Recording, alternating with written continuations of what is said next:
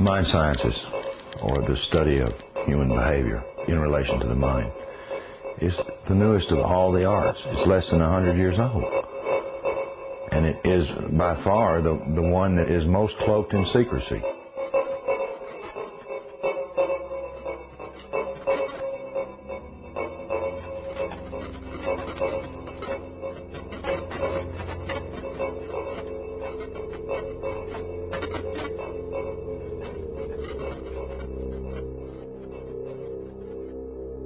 The origins of psychological warfare were in Nazi Germany, and in the Nazi ideology they had something that was called Weltanschauungskrieg, which means worldview warfare.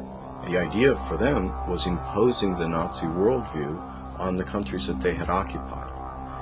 The Americans picked up this idea, created an American version of it, and called that psychological warfare.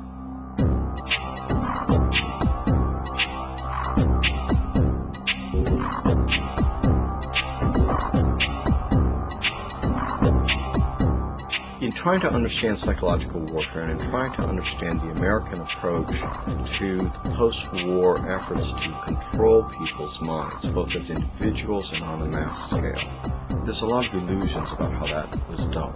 Were Nazis involved in that process? Yes, they were.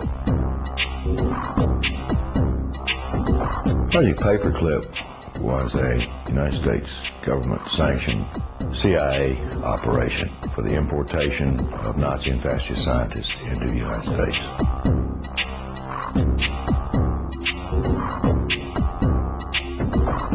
Their statement was simply this: if we don't bring these people into this country and contain them, then our enemies, the Soviet Union, will get them.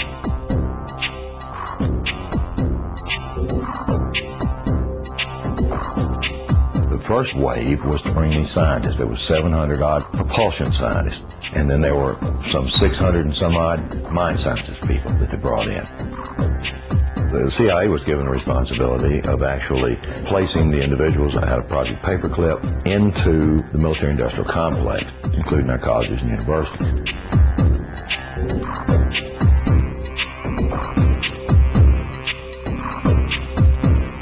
Mind control was a psychological warfare weapon that Adolf Hitler regarded as the answer for taking over the entire planet.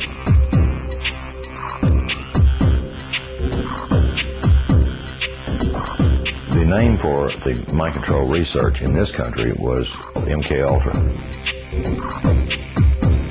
MK-Ultra was one program of a series of programs that came out of the CIA to experiment with different types of mind control, using drugs, using electroshock, using insulin shock, and other techniques.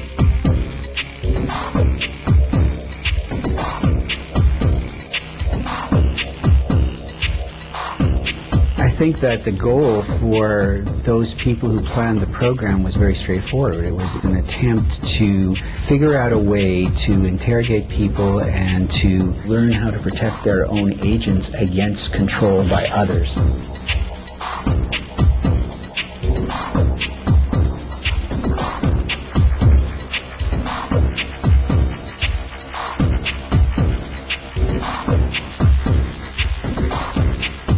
If you put someone in a position of being disabled by not feeding them or not allowing them to sleep or overwhelming them with sound, if you use massive shock treatment and you give people massive doses of drugs such as PCP or mescaline or amphetamines or LSD, and if you put them in periods of darkness where they can't predict from one minute to another what is going to happen next, so they're always dreading, there's no consistency to sort of what's going to happen, anybody can be put in a position of being open to brainwashing.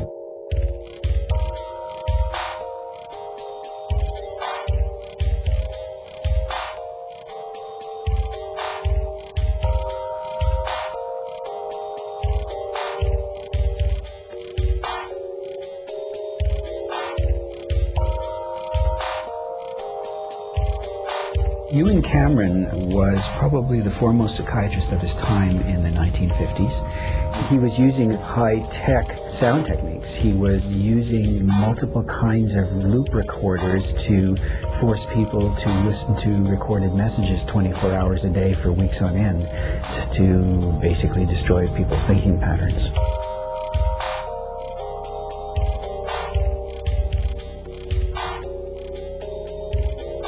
He injected the lysergic acid into the vein, and he patted me on the shoulder and said, "Now there, lassie, we'll see you later." And I started to feel very frightened, and the fright became a terror. And I sort of began throwing myself from one side of the room to the other. I didn't know what to do to stop this feeling. It felt like my bones were melting, that I just didn't know who I was anymore.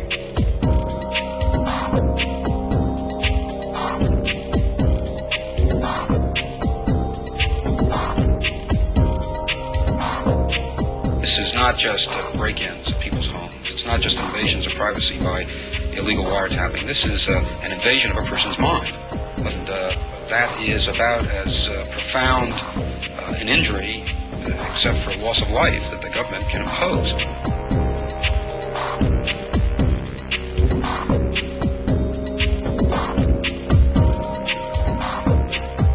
This was a post-Nazi program, if you will. It was an Americanization. I've often made the statement, and I still make it flippantly. The Nazis didn't lose the war. They just had to move. Now it's 50 years later. Now they're much more clever, much more sophisticated. They have a lot more money to spend.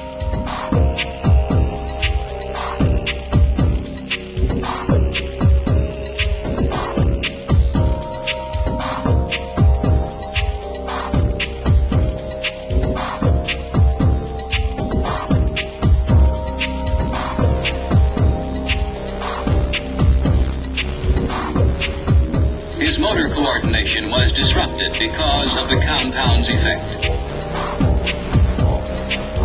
Although his vision was not impaired, he found it difficult to focus his attention on the next objective.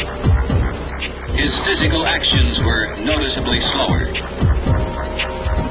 He felt compelled to disobey his instructions. Did Sergeant Ditches give you any instructions about what you were supposed to do tomorrow? Tomorrow? What, today's Thursday? Today's Thursday. Today's Thursday. Well... Wars are not won on the battlefield. They're won in the minds of the people.